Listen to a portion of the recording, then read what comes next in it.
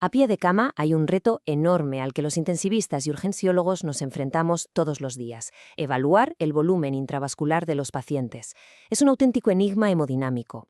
Hoy, en este análisis a fondo, vamos a meternos en la piel de un detective para desentrañar este misterio usando una herramienta que literalmente ha cambiado las reglas del juego en el paciente crítico: la ecografía de la vena cava inferior.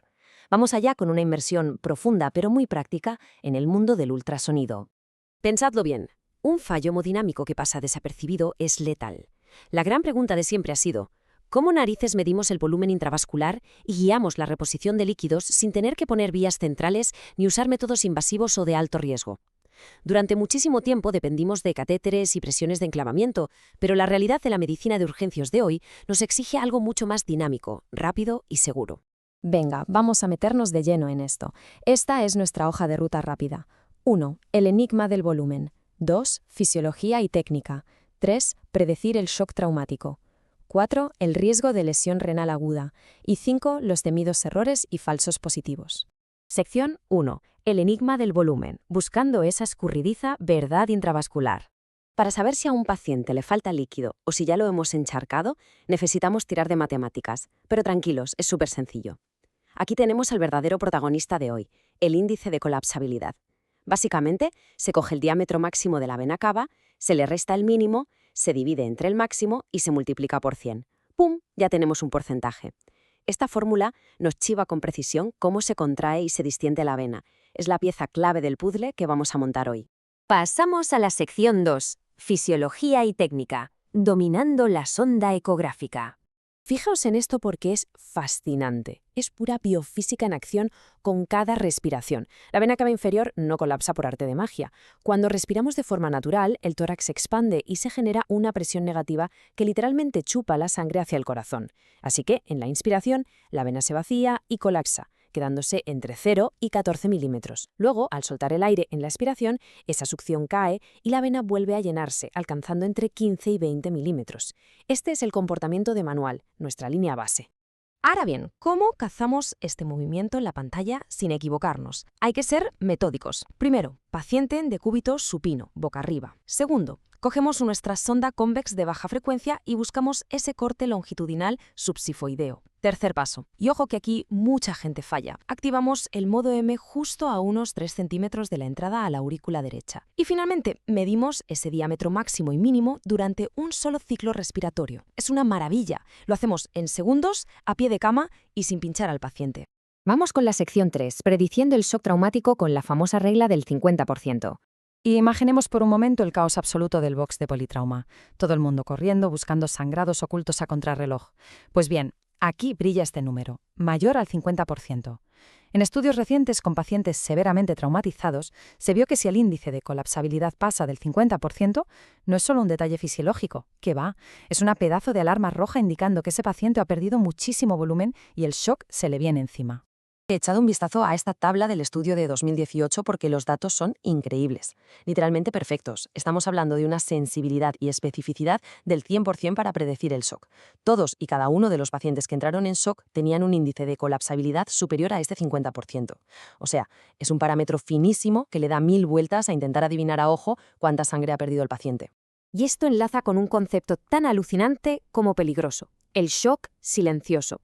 Un paciente joven politraumatizado puede estar desangrándose, pero como su cuerpo activa el sistema simpático a tope provocando una vasoconstricción bestial, su tensión arterial en el monitor parece normal.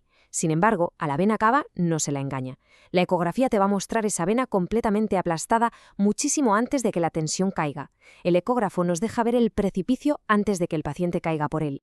Sección 4. El riesgo de lesión renal aguda en las unidades de cuidados intensivos. Dejamos atrás las urgencias y entramos en la UCI, donde muchas veces tenemos justo el problema contrario.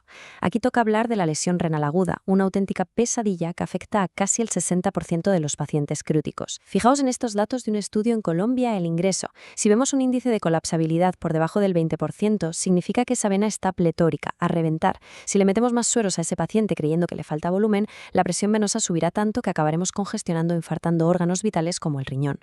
Y la cosa se pone aún más evidente si miramos la evolución diaria según la escala de gravedad Cadigo. La correlación es aplastante. En el grupo que acabó desarrollando lesión renal, sobre todo tras cirugía cardiovascular, la vena cava inferior se iba haciendo cada vez más grande con los días. Es decir, cuanto más se dilataba la vena, peor acababa el riñón.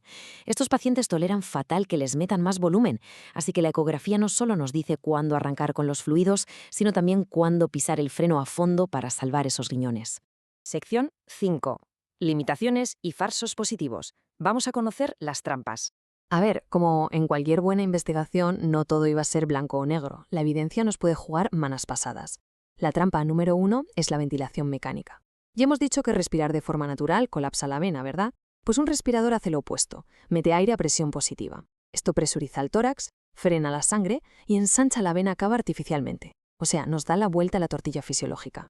De repente, toda esa matemática y los puntos de corte de los que hablamos antes dejan de funcionar. Hay que tener muchísimo cuidado ahí. Y la lista de engaños no acaba ahí. Imaginad a un paciente con un ataque de asma brutal o EPOC usando toda su musculatura para respirar. Esa presión negativa en el tórax será tan salvaje que aplastará la vena por completo, incluso si el paciente está encharcado de líquidos. Un falso positivo de libro para ponerle volumen. O pensad en alguien con hipertensión intraabdominal, que comprime la vena desde fuera. Incluso en un fallo del corazón derecho, donde la sangre se atasca y dilata la vena, pareciendo una sobrecarga de líquidos cuando quizá el corazón izquierdo está seco. Hay que estar súper avispados. De hecho, esta cita académica da en el clavo y resume todo nuestro dilema. La vena se puede colapsar ya sea porque la presión venosa central es muy baja o porque la presión intratorácica se torna muy negativa. Fin de la historia. Nos recuerda que no estamos midiendo cuántos litros de líquido exactos tiene el paciente, sino que estamos viendo una batalla en tiempo real entre las presiones del tórax, el retorno venoso y cómo funciona ese corazón derecho. Y con esto llegamos a la reflexión final para cerrar este recorrido. Sabiendo que la vena cava inferior, por mágica que parezca, está llena de pequeñas trampas biomecánicas, ¿no creéis que ya va siendo hora de dejar de idolatrar un solo parámetro aislado? La medicina crítica moderna va de integrar. Toca coger la sonda y mirar el cuadro completo, corazón, pulmones, venas, riñones, todo suma para descifrar de verdad la hemodinámica de nuestro paciente. Las herramientas están ahí. Ojalá este análisis os haya encendido alguna bombilla y os invite a seguir exprimiendo el ecógrafo. Nos vemos en la próxima.